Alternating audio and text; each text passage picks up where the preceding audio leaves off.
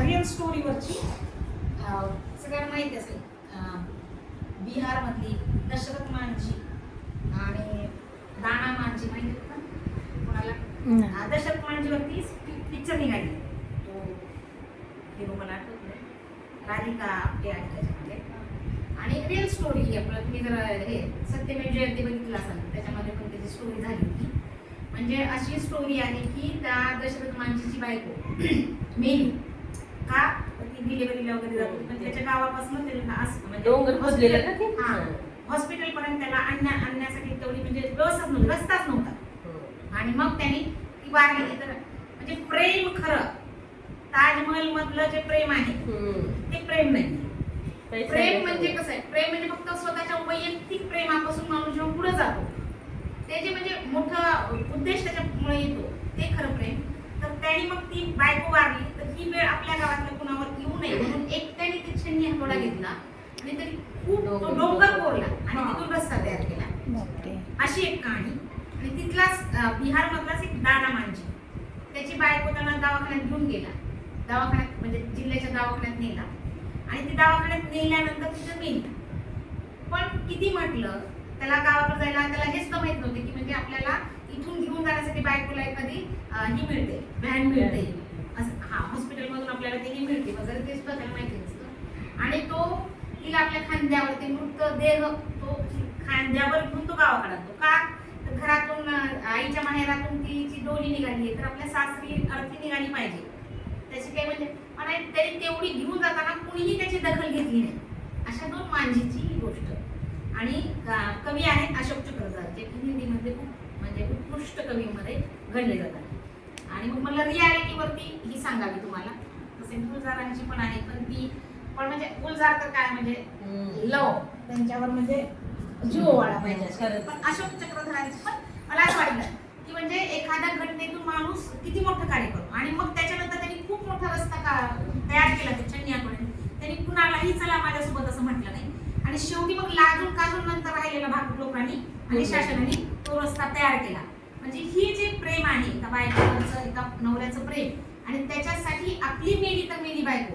याच्यानंतर माझ्या गावातली कुठलीही महिला मग कुणीही दवाखान्याला जाण्यासाठी रस्ता मिळाला नाही म्हणून करायला नको ह्या भावनेनी खऱ्या घडलेल्या घटना आणि त्याच्यावरती अशोक चक्रधरांनी केलेली ही कविता दशरथ मांझी और दाना मांझी. दशरथ मांझी के लिए बीमार पत्नी और अस्पताल के बीच में पहाड़ खड़ा था. दशरथ मांझी के लिए बीमार पत्नी और अस्पताल के बीच में पहाड़ खड़ा था. पत्नीव्रती दशरथ मांझी, पतिव्रता पण नहीं है, पत्नीव्रती दशरथ मांझी जुझारू पड़ा था. एक छेनी एक हथौड़े से 22 साल तक, एक दो दिवस नहीं 22 साल तक पहाड़ काटता रहा. रास्ता बनाने के लिए खाई खंदक पाटता रहा. उसने न किसी से कोई आस लगाई, न किसी के आगे गिड़गिड़ाया. खुद हिम्मत जुटाई और खुद अपना रास्ता बनाया. अतुलित बल कहाँ से मिला उस एकल प्रयत्न को. अतुलित बल कहाँ से मिला उस एकल प्रयत्न को.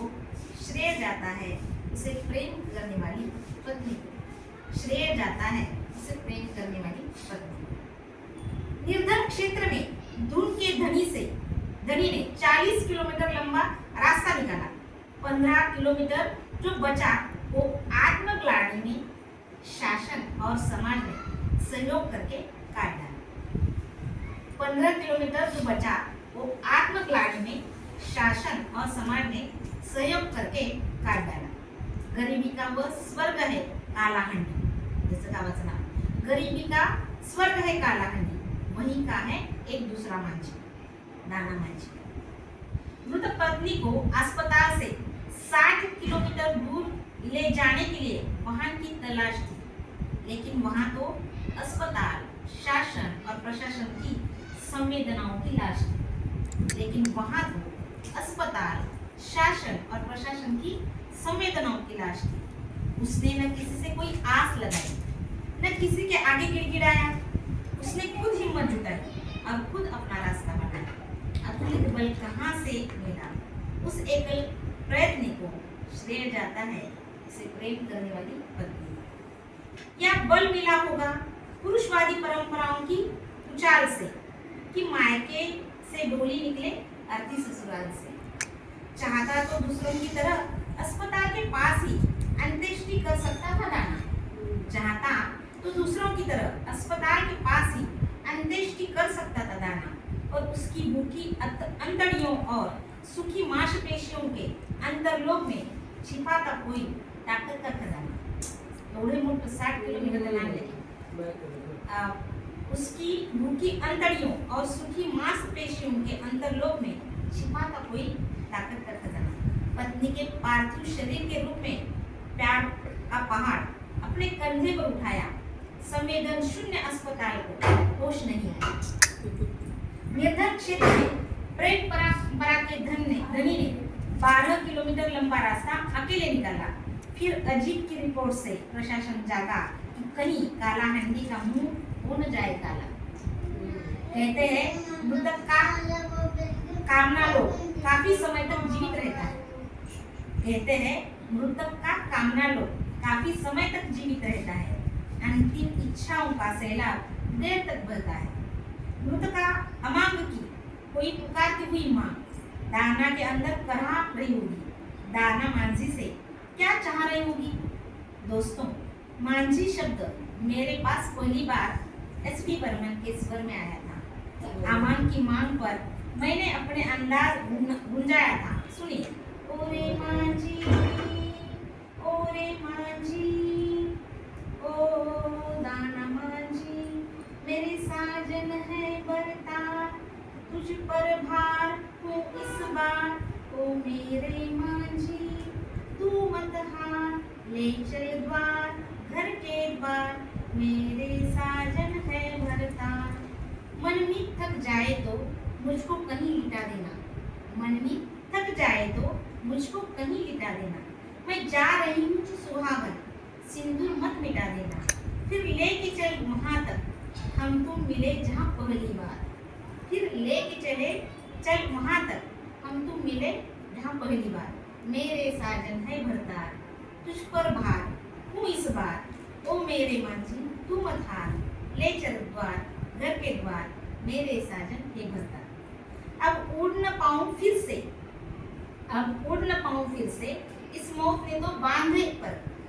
आई थी पालकी में, अब जा रही हूँ कांधे पर। कांधा है एक काफी, मैं तो न चाहूँ कांधे चार। कांधा है एक काफी, मैं तो न चाहूँ कांधे चार। मेरे साजन हे भरतार, तुझ पर भार हूँ इस बार। ओ मेरे मांझी, तू मत हार, ले चल द्वार, घर के द्वार, मेरे साजन हे भरतार।